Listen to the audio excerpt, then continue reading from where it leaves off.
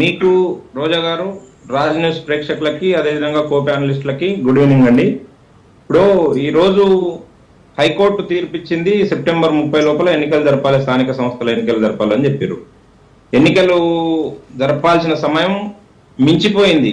చాలా సార్లు గడువు కోరినరు, హైకోర్టుకు పోయి రాష్ట్ర ప్రభుత్వం తరఫున గడువు కోరి ఎన్నికల్ని వాయిదా వేస్తూ వచ్చారు. ఎందుకు వాయిదా వేస్తూ వచ్చారని అంటే అన్ని కారణాలు సరిగా చెప్పట్లేదు కాబట్టి కోర్టు ఖచ్చితమైన డేటు డిక్లేర్ చేసి ఆ డేట్ లోపల ఖచ్చితంగా మీరు ఎన్నికలు నిర్వహించాలి అని చెప్పి ఘాటుగా ఆర్డర్ ఇచ్చింది. కాబట్టి ఈ రోజు మళ్ళీ ఎన్నికలకు సమాయత్తమైన పరిస్థితి, అంటే కంపల్షన్ క్రియేట్ అయింది కాబట్టి ఈ రోజు ఎన్నికలకు సమాయత్తమయ్యారు.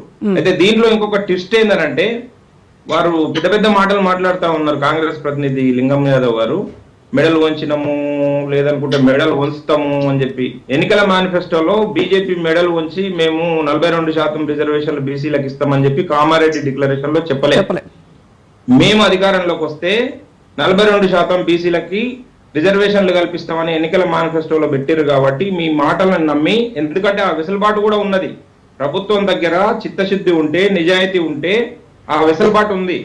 రాజ్యాంగం కల్పించిన ఆర్టికల్ 243(6)D లో ఆ వెసులుబాటు ఉంది. రాష్ట్రాలు ఎవరికి వారుగా స్థానిక సంస్థల లోపల రిజర్వేషన్లు కల్పించుకొని ఎన్నికలు వెళ్లే వెసులుబాటు ఉంది. కాబట్టి ఆ విషయాన్ని మీ కాంగ్రెస్ ప్రభుత్వం చిత్తశుద్ధితో అమలు చేస్తుందనే ఉద్దేశంతో మీకు ఓట్లేసి మిమ్మల్ని గెలిపించారు. కానీ ఈరోజు బీసీలని అన్యాయం చేసే విధంగా మళ్ళా మీరు ఎవరి భుజాల మీదనో తుపాకి పెట్టి ఇంకెవరినో కాలవడం కోసం ప్రయత్నం చేస్తున్నారు తప్ప బీసీల పైన చిత్తశుద్ధి కనిపిస్తలేదు మీ స్టేట్మెంట్ల ద్వారా, మీ నడవడిక ద్వారా, మీ మీ ప్రకటనల ద్వారా. ఇంకొక విషయం ఏంటంటే వీరికి ఎటు పాల్పోని పరిస్థితి ఈ రోజు రాష్ట్ర ప్రభుత్వానికి ఉన్నది. రాష్ట్ర ప్రభుత్వం దిక్కుజోచని పరిస్థితిలో ఉంది. ఆర్థిక వ్యవస్థ అగమ్య గోచరంగా ఉంది.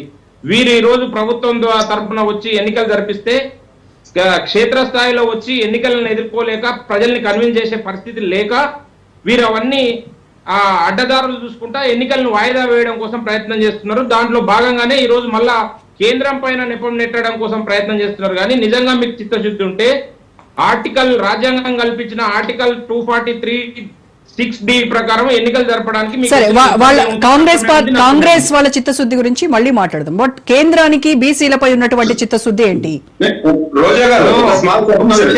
రోజా గారు, నేను చెప్తున్న విషయం ఏంటంటే కేంద్ర ప్రభుత్వం రాష్ట్రానికి ఒక విధానం తీసుకురాదు. మీకు తెలుసు, అక్కడ ఉన్న ప్యానలిస్టులకు తెలుసు, ఈ ప్రజలందరికీ తెలుసు. రాష్ట్రానికి ఒక విధానం తీసుకొని వచ్చి ముందుకు తీసుకురాదు. ఎప్పుడైతే జనగణన జరుగుతుందో ఆ జనగణనలో కులగణన ఉంటుందని చెప్పి స్పష్టంగా కేంద్ర ప్రభుత్వం ప్రకటించింది. దానికి దేశం మొత్తం సమాయత్తం అవుతుంది. జనగణన జరుగుతుంది, దాంట్లో కులగణన జరుగుతుంది. ఖచ్చితంగా కులగణన ద్వారా మనకు ఫలితాలు వస్తాయి. సో జనగణనలో కులగణన జరిగి అది మొత్తం రిపోర్ట్ వచ్చేంత వరకు కూడా దీనిపైన ఎటువంటి యాక్షన్ ఉండదు కేంద్రం నుంచి, రైట్? అది క్లారిటీ. మరి ఈలోగా స్థానిక సంస్థల ఎన్నికలకు నేను చాలా కేటగారికల్ గా చెప్తున్న అంశం ఏంటంటే రాష్ట్ర ప్రభుత్వానికి 42% కాకపోతే ఇంకా పెచ్చు రిజర్వేషన్ల స్థాయి పెంచుకోవడానికి రాజ్యాంగము హక్కు కల్పించింది రాష్ట్ర ప్రభుత్వాలకి. చెప్పండి లింగం యాదవ్ గారు. అర్థమైంది మీరు చెప్పేది అర్థమైంది. దిలీప్ ఆచార్య గారు చదువుకోమను 9th షెడ్యూల్ ఆల్రెడీ గతంలో supreme court Indira Sawhney versus union of ఇండియాలో 50% రిజర్వేషన్ దాటొద్దని రూలింగ్ ఇచ్చింది. దానికి అనుగుణంగా 50% దాటాలంటే అది కేంద్ర ప్రభుత్వం 9th షెడ్యూల్ లో పెట్టాలి. అది రాష్ట్ర ప్రభుత్వం కిందికి రాదు. దయచేసి తెలుసుకొని మాట్లాడితే సుప్రత్ గారు మళ్ళీ మాట్లాడతాను మీతో. ఒక విషయం చెప్పింది, చెప్పండి దిలీప్ గారు. నాకు చదువుకోవడానికి, నాకు జ్ఞానం ఇవ్వడానికి కాంగ్రెస్ నాయకుడు వస్తే రావచ్చు, కానీ నేను సిద్ధంగా లేను. ఆయన జ్ఞానం తీసుకోవడానికి నేను సిద్ధంగా లేను. నేను చెప్పాల్సిన విషయం ఏంటంటే మీ చాతగాని తనాన్ని వేరే వాళ్ళ పైన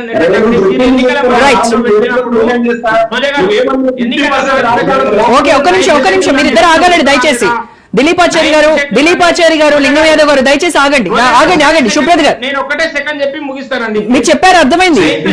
9th షెడ్యూల్ అనే అంశము వీరికి గుర్తు రాలేదా ఎన్నికల మేనిఫెస్టోలో పెట్టినప్పుడు అని చెప్పి చెప్తా ఉన్నా. ఓట్లు దండుకునే వరకు ఓడమల్లయ్య, ఓట్లు దండుకున్నాక బోడమల్లయ్య.